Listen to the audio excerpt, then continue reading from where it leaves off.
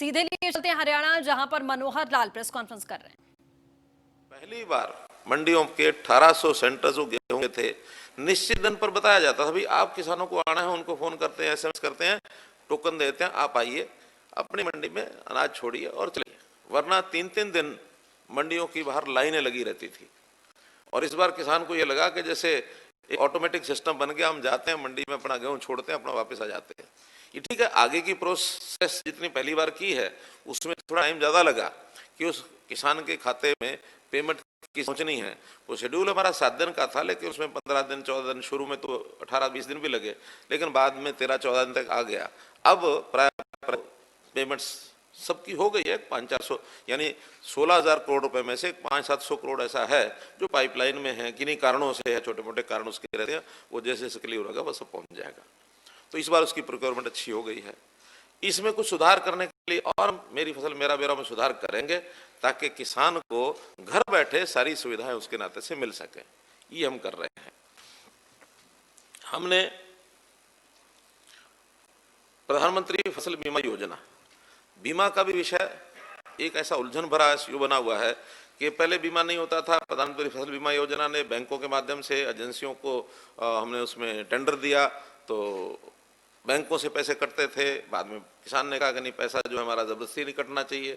हालांकि जो कोई लोन लेता है, नियम यह है कि उस लोन को सिक्योर करने के लिए बैंकिंग एजेंसीज अपना लोन सिक्योर पहले करें कि इसका बीमा जरूर कराओ, कल को कोई नुकसान हो तो बैंक को उसका घाटा ना पड़े। इसलिए वो सब किया जाता था।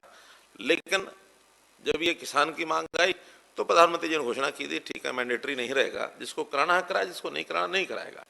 आज आवाज वो उठी, मैंडेटरी कर दिया गया, लेकिन आज किसान वही वो कहता नहीं बीमा करिए, क्योंकि बीमे के बाद उसको पता है कि मुझे 25,000 रुपया प्रति एकड़ मिल जाएगा। नुकसान तो कभी भी कुछ भी हो सकता है, कई फसल बाहर है और हम सरकार की ओर से सिर्फ 12,000 रुपये देते हैं, 50-50 है। तो इसलिए वो अब 2% दे करके अपना बीमा कराना उसने शुरू किया है। जो बीमा पहले होता था उसी प्रकार का बीमा अब भी हो रहा है। अब लेकिन किसान, बैंक वाले पूछते हैं बीमा कराना है, वो कहता है हाँ कराना है। और आगे चल करके तो कहीं भी कोई भी लोन किसी का होगा, बीमा उसमें से एक अनिवार्य शर्त एक प्रकार से बनी ही जाती है, हर किसी का उसमें इंटरेस्ट है। तो इसलिए बीमा जो कराया गया, तो एक आंकड़ा मैं आपको बता रहा हूँ कि किसानों ने अभी तक जो 12 लाख किसानों ने अपनी फसल का बीमा किया हुआ है, जो कराया था पिछले दिनों में 812 करोड़ रुपया उसका प्रीमियम के रूप में किसानों ने दिया। बाकी सरकारों ने दिया, सरकारों का अलग है, लेकिन किसान को जो मिला है 2632 करोड़ रुपया मिला है, अर्थात 3.5 गुना, 3.5 गुना पैसा ज्यादा मिला किसानों को। अब इसमें चूंकि बीमा कंपनियां होती हैं, उसको कुछ ना कुछ लाभ तो वो भी कमाती हैं, घाटे में कोई कंपनी कभी चलती नहीं है। वो लाभ सरकार के द्वारा जो बीमा दिया जाता है उसमें से वो कमाती हैं, ताकि वो अपना एडमिनिस्ट्रेटिव खर्चे सारे उसमें से चला सके। प्रधानमंत्री किसान सम्मान निधि 6,000 रुपया प्रति एकड़, नहीं प्रति परिवार, प्रति किसान। पहले इस जमीन का भी रखा गया था कि 2 हेक्टेयर हो, 5 एकड़ हो।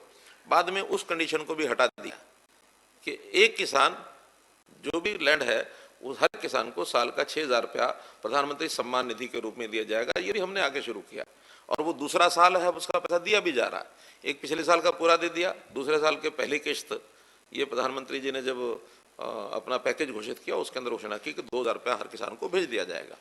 साथ ही हमने हरियाणा में भी मुख्यमंत्री परिवार समृद्धि योजना के अंतर्गत, इसमें हमने कंडीशन हुई है वही कि 5 एकड़ से कम या 1,80,000 रुपये तक जिसकी आय है या नहीं है, और दोनों चीजें, तो ऐसे किसान को या ऐसे परिवार को, बाकी परिवार भी उसमें सम्मिलित किए हैं जिनकी जमीन नहीं है, उनको 6,000 रुपया साल का हम देंगे।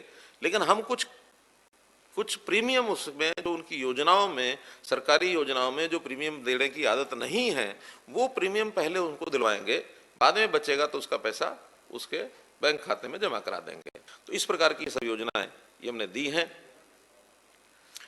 प्रधानमंत्री किसान सम्मान निधि जो 6,000 रुपया प्रति साल का है, इसमें 1,392 करोड़ रुपया ये डाले जा चुके हैं पिछले साल में। एक हमने अभी मेरा पानी मेरी विरासत इसकी घोषणा की है। तो मेरा पानी मेरी विरासत का अर्थ सीधा सीधा आप लोगों को पहले जानकारी दी कि पानी बचाना ये हमारा मुख्य हेतु था। और पानी बचाना है तो अल्टीमेटली पीने के लिए जितना चाहिए ज़रूरी सबको देना ही देना पड़ेगा हमको। अगर पानी बचता है तो उसका सीधा सीधा लाभ इरिगेशन में ज़्यादा होता है, और उसको जैसे हम प्रबंधन ठीक करेंगे उतना ज़्यादा भूमि पर सिंचाई कर सकते हैं। दक्षिण हरियाणा में पानी पहुंचाने के लिए ये पानी का प्रबंधन हमको बहुत काम आया है। 300 ऐसी टेल जहाँ 25 साल से पानी नहीं पहुंचा था, 293 टेल में हमने पानी पहुंचाया है। हमारे कृषि मंत्री जी उसी इलाके से संबंध रखते हैं, यानी इनके क्षेत्र में लोरू विधानसभा में गया और आखिरी टेल राजस्थान के बॉर्डर पर उन टेल्स में हो के आया। आपने एक मेरा फोटो दिखा होगा, एक ऊंट पर चढ़ करके, और मैंने वहाँ भाषण दिया। ऊंट का इलाका है वो। कृषि मंत्री उस समय तो कृषि मंत्री नहीं थे आप, उस समय तो चुनाव नहीं जीत पाए थे, उस समय साथ थे। पानी नहीं जिताया, सही बात है। इनका अगर जीत हुई है उसमें उस पानी का बहुत बड़ा योगदान है। आप नांगल चौधरी हमारे विधायक अभय सिंह जी, उनसे पूछ लीजिए। आप सतनाली महेंद्रगढ़ विधानसभा, उनसे पूछ लीजिए। इन सब इलाकों में जहां पानी नहीं पहुंचा था इतने सालों तक, वो हमने पानी पहुंचाया केवल पानी का अच्छा प्रबंधन करके। इसीलिए इस बार ये जो धान की फसल पर पानी ज्यादा लगता है इसको कम करें, उसकी अपील मैंने की। शुरू में इसका विरोध हुआ, और विरोध भी पॉलिटिकल लोगों ने ज्यादा किया, विपक्ष के लोगों ने। कुछ किसान संगठन है जो राजनीति करते रहते हैं, उन्होंने किया कि अगर पानी नहीं मिलेगा, यानी धान नहीं बोएंगे तो क्या खाएंगे। हमने सारा अध्ययन कराया। कुल मिलाकर के एक विषय जो ध्यान में आया, कुछ एरिया बाढ़ग्रस्त एरिया है, पूरे घग्गर के आसपास का इलाका है, तो उसमें गुमथला, ये अपना गुला विधानसभा और इस्माइलाबाद विधानसभा, ये अपने ब्लॉक, आगे रतिया ब्लॉक, ये 3 ब्लॉक ऐसे हैं जहां बाढ़ग्रस्त एरिया ज़्यादा मिला, जिसमें हमको लगा कि यहाँ